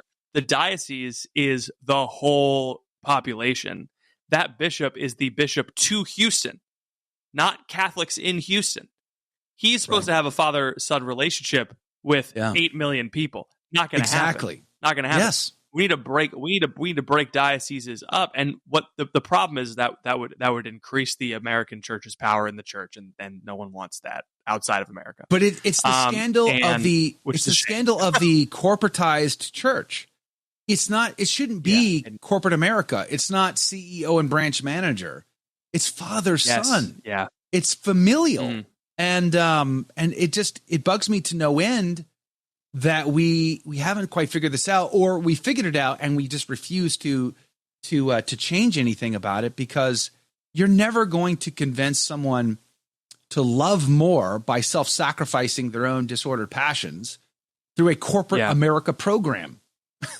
It's not convincing. You're also never going to convince a bishop. You're also never going to convince bishops to give up half their diocese so the church can run better. It's not. It would take a lot of effort. Like we almost split Orlando up into two. Split Orlando and St. Augustine. They were separate, but we were going to make a third diocese that cut out two of them, and St. Augustine shut it down. And it's like, well, that's a bummer. Like that could have been. Orlando is too big. It's all of Central Florida. The bishop has to go all the way over to Tampa, not all the way to Tampa, but almost to Tampa, and all the way over to the geography. Cape Canaveral. It's crazy. Yeah, it's insane. Yeah, it's insane. I mean, the thing is, like, even in the Northeast, where the dioceses are divvied up much smaller than as you get it out into the West, we still don't have enough priests or enough, bishops or enough anything. Like that's the issue. Like it's also a problem of shortage. It's not just that these dioceses are way too big. Sure. We're at the point where dioceses are more likely to be merged than to be split in two. Yeah, it's just increasing the issue there. It's it's ridiculous. But I was a while back. I was trying to convince a bunch of people that youth ministry would increase vocations, and I dug into the stats, and I was like, oh shoot! Like the number one cause of vocations is not being involved in high school youth ministry. The number one cause of the reason why people credit vocations is a friendship relationship with a priest or a bishop. Yep. And so it's like, well, dang, we gotta get these people. We got to get people like feeling that they have more of a close relationship with their pastor, so that they know what the life of a priest is like, and these men are called on. And it's like right now it is almost, which is why I think, here's my plan. It's never going to happen. But we should just get all the best priests and put them at one parish for like 10 years, maybe even 20. And then just every diocese has a vocation engine, and every other parish for the good of the community has to suffer, but we'll do it. We'll get through it. And then we'll have a bunch of pastors to go around. Yeah, exactly. And then someone will be there to give me last rites when I'm 89, 90, God willing. God willing. Which at this point is not going to happen. No, of course not. But I love the theory. I love the theory too. Michael Thomas says maybe the seminary system. maybe the seminary system is the problem. We need to return to training priests within a parish. Well, I definitely think the seminarian system has been definitely corrupted in many places and has become part of the problem. Although seminarian formation has a great tradition, I would say I wouldn't get rid of it. I would make it great again, to quote the famous philosopher Donald Trump. But I can tell you, even in my diocese, the seminary has had a terrible reputation of being a part of the Lavender Mafia. And that's true in many dioceses across our country and probably around the world, is that the Lavender Mafia didn't just sit idly on their thumbs waiting to hope for the best, that things would swing in their favor. They got truly active, and they decided to take things into their own hands, and they did the work. And we're seeing the fruit, the evil fruit of that, in many places around the country. Buffalo, I would say, is enjoying that right now too. Yep. My own diocese as well. So we got to win that back. You got to take that back. And this is what I would always say is, as critical as I can be of the hierarchy or even Pope Francis and all this stuff, if there was a bishop listening to me right now, what I would say is, you need to be a father to the inhabitants of your diocese. That's Isaiah 20. You need to be a papa, a father, and a good father. Don't be like the prophet Samuel or Elias, who were terrible fathers, and their sons grew up to be bastards and create scandal and division within the body. Don't do that. Be great fathers who sacrifice, who stand their ground and discipline, as a good father does, as Jesus tells us. God disciplines those whom he loves. So it's time to pull out the whip and start disciplining the body to get them back into shape. And so I would say, enjoy the full might of your office. Put on your mitre, grab your crozier, go out into public and proclaim the good, the true, and the beautiful. Even when they hate you, do it even louder and more often. Be bold and courageous for the faith, because soon you will die, and there are millstones made for men like you. So you know what? Might as well get after it now while you still have breath in your lungs, because just like you, I will be judged for being a terrible dad. It all comes down to that. I'm going to have to stand my judgment. And my Lord's going to ask me why it is I wasn't a better father to my kids or a husband to my spouse. So every bishop. So you're going to be dead soon. Remember, you are mortal. And if you're going to be dead soon, you might as well just take every opportunity to be as bold and courageous as you possibly can. And here's the good news is I'm going to be the Holy Roman Emperor someday soon. You guys are going to vote for me early and often, right? Vote multiple times. That helps. And as Holy Roman Emperor, then I'm just going to force the church, like in the tradition of the church. I'm just going to force the church, to have councils and to break up dioceses, and I get to pick and choose which bishops go where. Because as Holy Roman Emperor, who's going to stop me? You know what I'm saying? So it's going to be good. I'll fix all these problems. We'll make the church great. There we go. And we won't have to do anything. We can just be.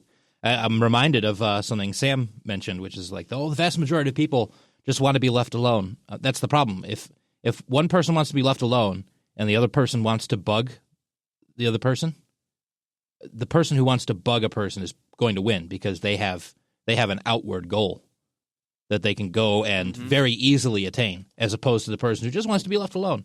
There has to be a certain aggressive, go after it mentality. Like you're saying, Joe, you can't just sit on your hands and expect the problem to kind of, fix itself. You actually have to go do something. You can't just sit around waiting to be left alone. I think I shared a meme yesterday, and this was just from a political standpoint, but it's similar, where you've got, if you've got 4 people on a board of advisors, directors, or whatever, and 2 people say, "Oh, we want to hire, the best possible candidate who can do this task," and the other person says, "We want to hire someone who believes what we believe." If they manage to get another person who believes what they believe, eventually they'll outvote the people who just want to hire the best person, and regardless of what they believe. And then pretty soon, the people who want to hire the best person they don't work for that company anymore. The company is all people who believe that same thing. And there's that preferential treatment of, whatever belief you have. That's how companies get taken over, or countries get taken over, and it's because the other side, I just want to be left alone. We're just going to hire the best person to do this objective task. Catholics need to be, because we know that there is objective truth. We know that Catholicism is objectively true. We have to act like that, and not act like the whole free marketplace of ideas thing. Like you're not going to compete by just having the exact same thing that everyone else has. You have to have what's special and what's true. You have to say, look, if you don't become Catholic, you're going to end up in hell. But there's also all these great things about Catholicism besides avoiding hell. But wait, you have to, there's more. But wait, there's more. And if you buy now. Well, this got me thinking about, I just wanted to finish this because I had it on my mind, is the popularity of the Tate brothers was mentioned today. The reason that they're popular is because they're some of the few influencers out there in that way. They're one of the few who aren't saying like all women are great and special and all young men are losers. Like they're not saying that. Now their actual beliefs and things that they're presenting are completely degenerate and materialistic. It's an apple that's completely poisoned to the core. But they're the only ones holding out any apple to young men, basically. If a young man goes to his local parish, and not only is it a bland, boring church, you can still have beautiful people and masses in a bland, boring church, but it's a bland, boring church filled with mostly people who are not his age, and the only time that the pulpit ever gets critical of anything is when it says how much of a loser young men are today, and then but never says anything like that about young women. While a young man is here saying, like, well, a lot of the girls my age are like out here like revealing themselves on social media and acting like complete degenerates, and they don't get like called losers. Like what? And then like who are they going to gravitate towards, that or someone on social media who says, no, you can be a cool guy, you can have all the women you want, you can have all this you want, whatever. And that's not to say that the church should say, oh, you can do whatever you want, young men, but it has to have a message that's actually attractive to young men, Right. In fact, they get doted upon. That's the worst part. It's not like that. Yeah. It's not like there's an absence. It's like the degeneracy of young women is credited to. They get the benefit of the doubt. Yes. The world is like against you. Yeah, you've been brainwashed. You've been true. Yeah, sure. Yes, but then when it comes to young men, it's like, well, you're just disgusting, and you gotta put you're the failure. The joke. Like Steubenville youth conferences, the men's and women's talks were starkly different. Oh, yeah. Like the joke is like. The joke was like, it has literally happened. My first one was like the girls got friendship bracelets and sung Taylor Swift, and the guys, it was like, stop watching porn, stop it, you're bad, you're like evil, wrong. You gotta every man must protect every woman, and it was a lecture, and I came out of it very like, oh, okay, cool, like I have a lot of responsibility. But, that's if good. I had been in the situation that a lot of those men were in, where they feel like they already feel bad about this, like they aren't being encouraged, and the girls like being very encouraged. Yeah, exactly. And I was like, I wish we would encourage. Thankfully, that changed over here. We called it dude bashing, where it's like stop bashing young men. Yeah, that slowly changed over the course of my being in high school. But man, yeah, it's. I saw it yesterday on Twitter. I won't tell the story, but I saw it yesterday on Twitter. Yeah, I was like, most men. I haven't tell the story. I guess I was like, most men know Andrew Tate is full of it. Yeah, and this lady in the comments was like. This like well-known Catholic influencer comments like, no, Catholic men are infected by Andrew Tate and it's a poison. I'm like, this is the problem. Yeah, this is you're bashing Catholic men for no reason. This is not cool. Yeah. Stop it. The answer is not to coddle young men. And men will respond to a challenge, but like men need the encouragement from their fellows. And what really helps is the encouragement from an older man. From a mentor, from a father figure, especially for young men who, on the average, do not have a good, strong father figure anywhere.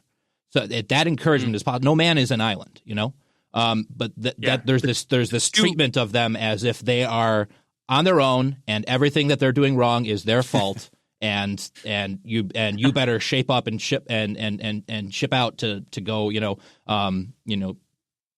save the world basically by yourself. Like it's your fault that the world is terrible. It's your fault that women, behave this way. If there's ever even a criticism of women behaving this way, it's your fault as a young man, and we're not going to help you with it. Like that's not the answer. Coddling isn't either, but the answer is not just bashing all the time. You have there's two maternal archetypes. Yeah, you have corrupted Jake. Poor Stephen. Stephen S. says, I don't even know who Tate is. Consider yourself blessed. But now he's Googling it right now. Good job, Jake. Look what you've done to the poor guy. Hey, I wasn't the first one to mention it. You were. Tate was going viral. I remember when Andrew Tate was going viral for being like, I don't watch Star Wars. Star Wars is gay. And it's like, all right.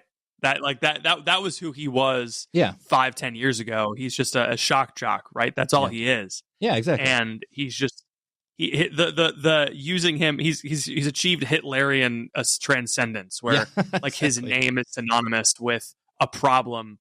And it's like, but it's not really like so few people are actual Nazis. Calling someone Hitler or a Nazi just basically means nothing. Yeah, exactly. So few people are actual adherents of Andrew Tate that it basically is meaningless. Yeah, he gets that's the thing. It's like even the amount of views he gets.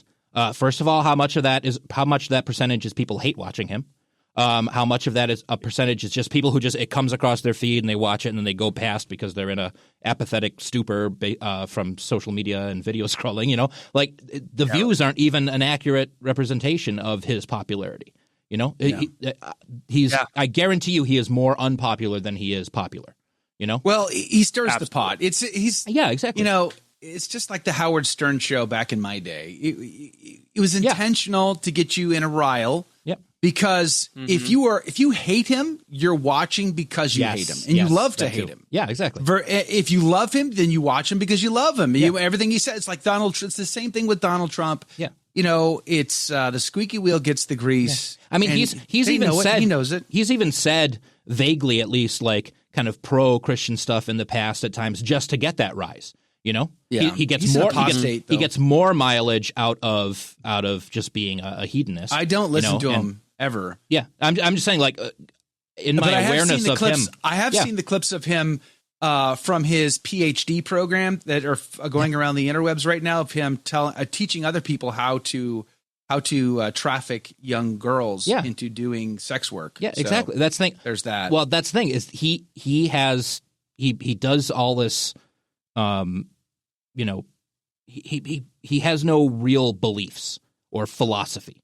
Money. That's all it is. He's the center of his world. It's materialism. That's the only thing he actually really believes in. He's the high priest in his own religion. But he'll say whatever will get him, continue to get him that attention and that sort of thing. But again, the point is that he's coming at it from the same way. It's the same way that the whole the rapper archetype is popular. Where you're the gangster archetype. The Goodfellas or Sopranos archetype. Yes, awesome. your classic rap album. Yeah. But it's the same reason. There's at least this veneer on the apple of like, oh, you can be a man. You can be a manly man. There's at least that apple being held out, even if it's completely rotten to the core underneath.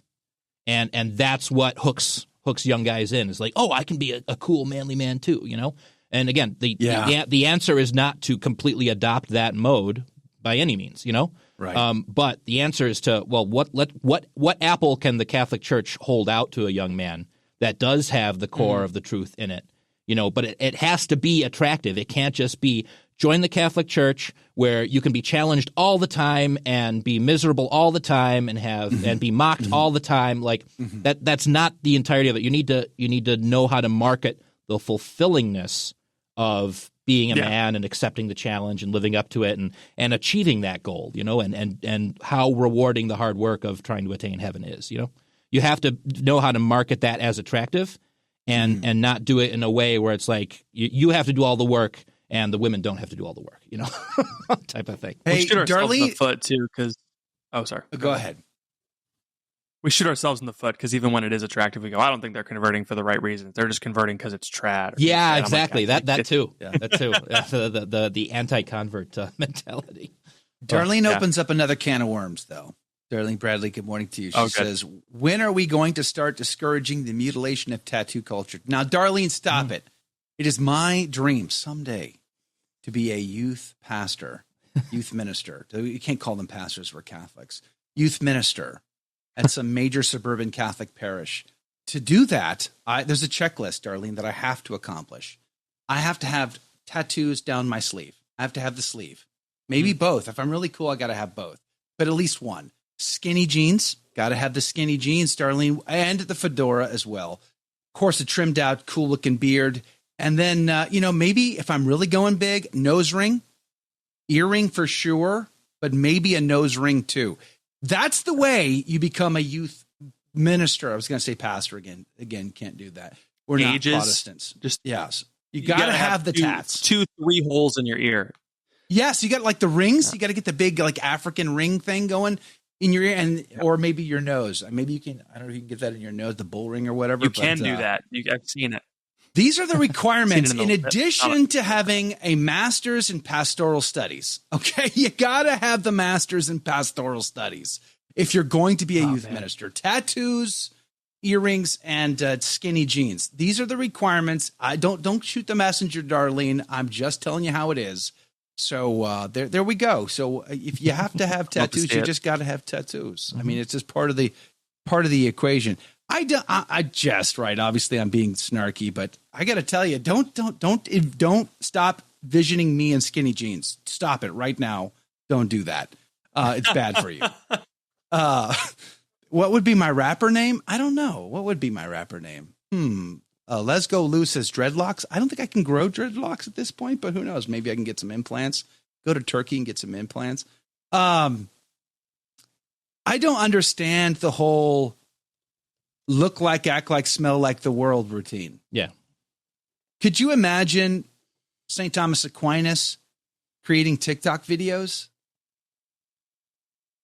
I can't. I just can't. Not the dances. Definitely not the dances. Definitely not the dances. But just to be a contrarian, several saints known for their deep orthodoxy and piety and strictness would take popular tunes and put evangelistic texts to the tunes, so like that Arius. you could sing. Arius did it and it worked.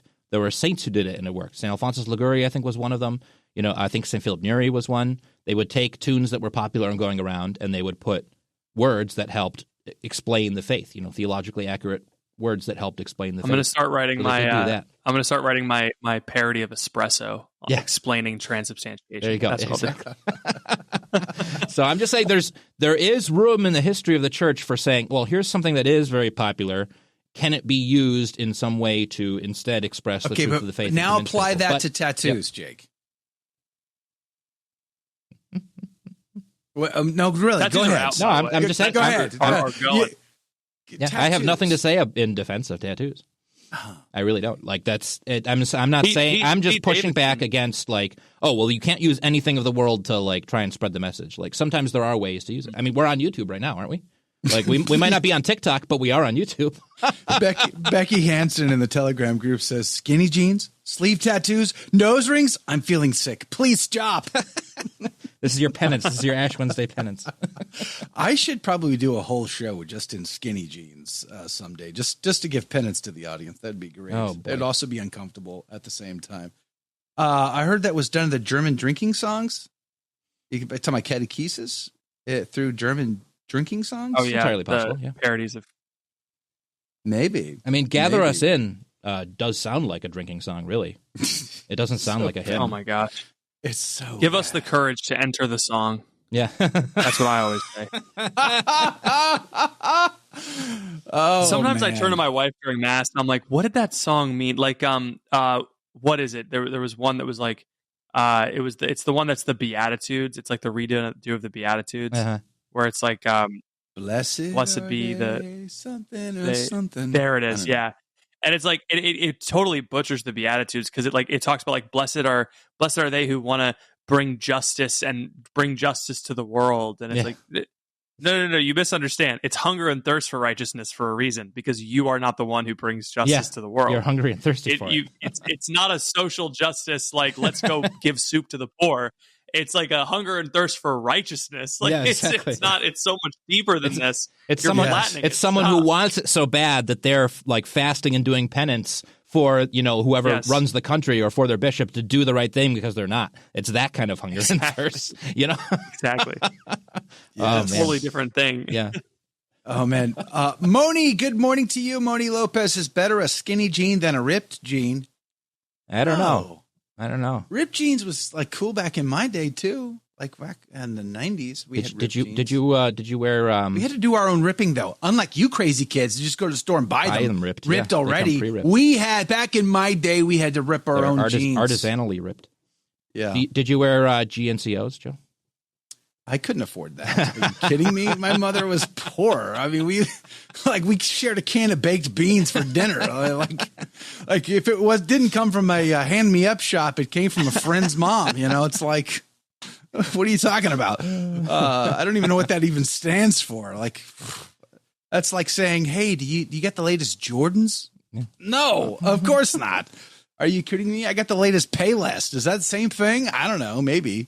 Back when Payless would do a business years ago, so right, like Payless was you get 2 pairs for the price of one. That was why we shopped there. Got the latest. So, but I would always destroy those shoes skateboarding. They could never last. My poor mom always having to buy me shoes because I was just destroying them. I think one time I might have gotten a pair of Vans and I destroyed them too. And my mom's like, never again. We're never buying expensive shoes ever again. Ripped jeans was a norm in the 60s and 70s when mom passed them down from one kid to the next 4, says Lori. I have siblings and nieces, says Darlene, and nephews who have been seduced by the tattoo culture. Mm-hmm. I have a tattoo in transparency. I do have a tattoo. I got it when I was in the Marine Corps. Yeah. And I paid $300, which is like my entire paycheck. I met the guy. Oh, yeah. I was scuba diving when I met the tattoo artist, and he had tattoos all over his body, which made me ask about it. So I went to his shop and I got the tattoo. Do I regret it to this day? Yes. I only have the one. And it's on my right shoulder, and it's a bulldog, Marine Corps bulldog with the Notre Dame leprechaun riding his back. Nice. And, it does still hold up awesome. As cool. Yeah. Okay. So cool. It does have it's not like 20, 30 years on, you're like, that is the most terrible tattoo ever. It still holds up as far as that goes. But I do, of course, regret it. And I especially regret it when my kids see it. Because then I have to have the conversation to explain, hey, we make bad choices. We prioritize things differently. And, and I, of course, not respecting my own body for many years and all of that. They're good teachable moments, at least. I can say that. They're good teachable moments. But I still don't. Yeah. Oh, I knew what I was going to say was there is you can get addicted to them. I think many people do. They get one, and then they think about the next one. Yep. And then the next one. Yep. And then the next one. Next thing you know, they've got thousands of dollars invested and no skin left. And especially like anybody who gets a tattoo on their face, I just don't. I can't fathom Absolutely it. Crazy. I don't understand. Makes no sense to me. God love them. I'm not trying to condemn them, but it just makes no sense. Fortunately, tattoos are out. Pete Davidson's getting all his tattoos removed. Tattoos are going away. Yeah. I knew this would happen. I think the fad is fading. The trend was get something permanent done to you, and it's like, I don't know. The trend is going to swing back now. Tattooless. Yeah, it's going to be huge. It's going to be a good look. I was right. It's a good look. So, tattoos can be an open portal to possession. I believe that a lot of people have some pretty diabolical tattoos. Yeah, that's the thing. You're permanent, even if you don't actually believe explicitly in the evil thing you're portraying on your body, you are permanently marking yourself with it. And that is making a decision, to permanently mark yourself with something bad. Even if you're kind of doing, I'm just trying to be shocking, like you're still doing it. There's an aspect to that, a very spiritual aspect to that. Liz Finch says, Joe, thanks for the laugh. My Air Force best friend has a Tweety bird holding an M16 tattoo. That sounds of course, your Air Force, your Chair Force friend has Tweety bird. This is a special Tweety bird. It's just the toughest little Tweety bird you've ever seen. Yeah, suffering succotash. Like what? The Air Force? What is wrong with you? Tattoos used to be different, man. They used to hit different. Now it's like a nice like minimalistic flower. We used to have cartoon characters holding guns. Yeah, exactly. That's what tattoos used to be, baby. Exactly. That's the trend that needs to come back. Tattoos used to be, it's just completely tasteless, and now they actually are sophisticated and Just ruined it. They look like wall art in an Instagram video. Yeah, It's like, come on. They're supposed to look like a T-shirt at the hunting and fishing show. That's what they're supposed to look like. And they don't age well either. Alaric points this out. I heard tattoo ink is rejected by your body, and that is partially why they fade over time. They do fade over time, which is why, at the very least, my tattoo does hold up still as far as the idea of it, like what I got in particular. But there's so many tattoos that not only are they were bad day one, bad idea, of course, overall, but then they just fade and they become a blob on your skin. And you're just who are those two comedians that Matt Fradd interviews? And they got all those face, it doesn't hold up. It looks so bad over time. Get some laser surgery removal. Mm-hmm. Man, oh man, I feel bad for them. On the face. Yes, 100%. Yeah, get it off the face. Laurie H., the fact that there's no official church proclamation about tattoos, I don't think needs to, that shouldn't be used as an argument against the fact that there's a clearly objective problems with it.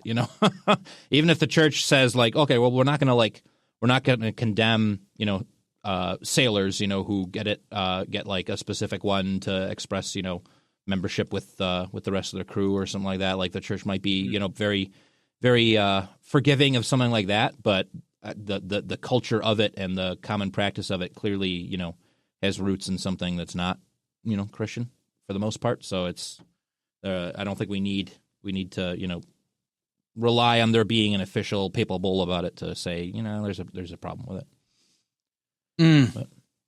Damon said you made him think of his favorite song, "We Are the Light of the World." Looking for lyrics that say, "Bless those who hunger and thirst for justice. They will be satisfied. Bless us, O Lord. Hear our cry for justice. Bless us, Lord." Damon, I've been trying to get Marty Hagen out of my mind for the last 20-some years. So thanks, pal, for planting that. Now I'm going to go back to therapy. Yeah. Going to have to go get therapy sessions again. Thanks to you, Damon. Appreciate that, buddy. We should as Holy Roman Emperor, I will forbid any Marty Hagen songs or who's the other guy that's really Haas? What's his name? One of them got in deep doo-doo, and I always forget which one it was, but I don't think it was Marty Hagen. Was it Bob Duffy? Bob Duffy? No. I think it was Dave. I think it was Haas. I think he was.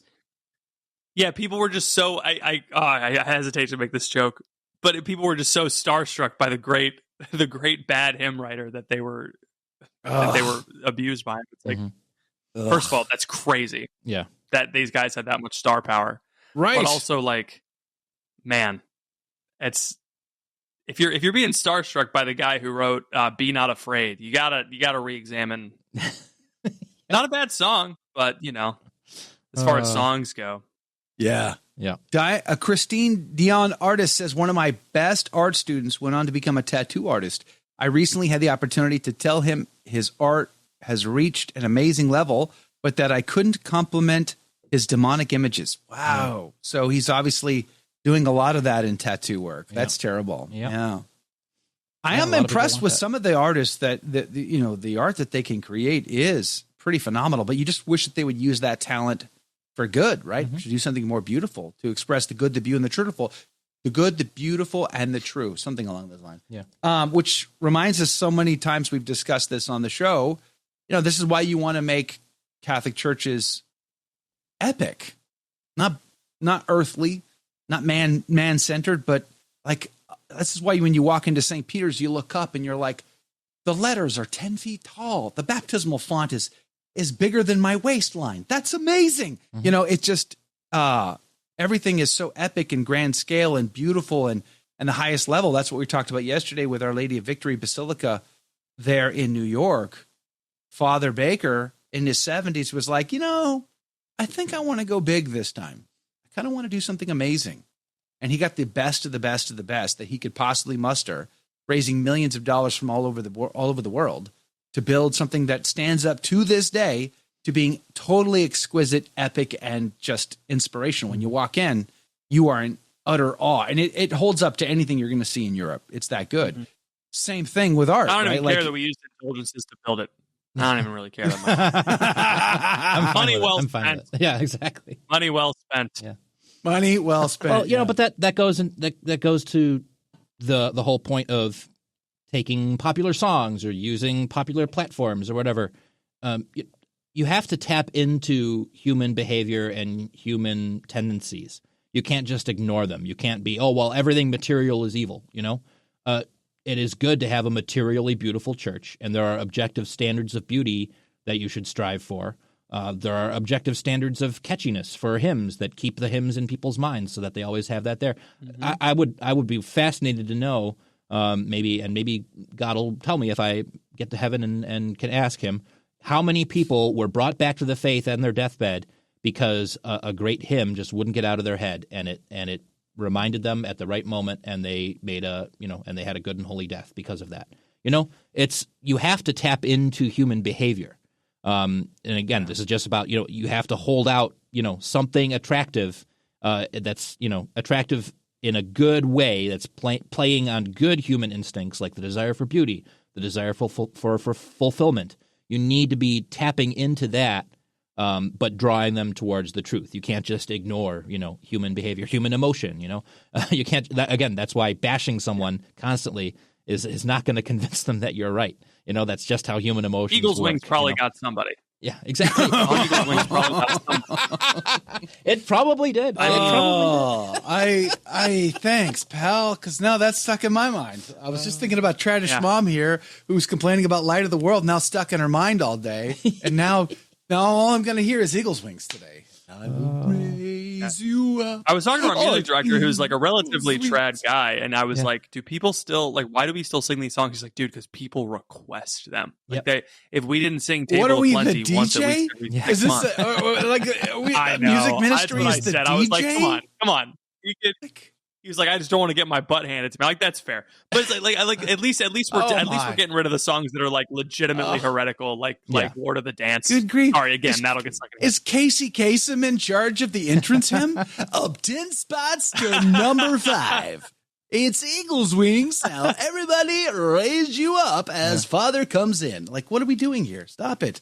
Tradish Mom, I'm so sorry we have done that to you today. Mea culpa, mea maxima culpa. I will have Jake flogged later just to make up for this. Just to... as a way to reflect on the Beatitudes. just to poke the bear, Lord of the Dance actually is very similar to an old medieval song from a medieval play about, our Lord leading the dance. Really? Yeah, there's actually an old song from a medieval, passion play or whatever it is about the Lord, leading a dance. It's sung in the first person and everything. It's very weird. Really? It actually is. Yeah. It actually has a weird historic. I'm not saying that makes it correct. There are plenty of things. Did they do liturgical dancing in silk shirts? Or? We're not supposed to be leading donkeys into church anymore. just because they did it in some of the peasant masses or whatever. But it's interesting that it actually has historical provenance. It's not completely. Wow. It's not. I think completely it was banned a product because the guy was not Catholic. That too. Well, yeah. It was banned because it's actually about Vishnu. I think that was what I heard. I could be wrong, but that's what I heard on the internet. Yikes. Could be. The source of all sources. It's a Small World is stuck in your head, Mac. Why? It's not a hymn.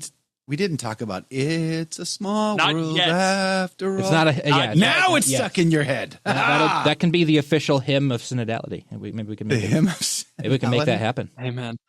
Didn't they already come out with a song for the synodality? Well, they've come out with everything else. Logos, dolls. If we don't know what it was, then clearly it wasn't catchy enough. So we're switching to It's a Small World after all.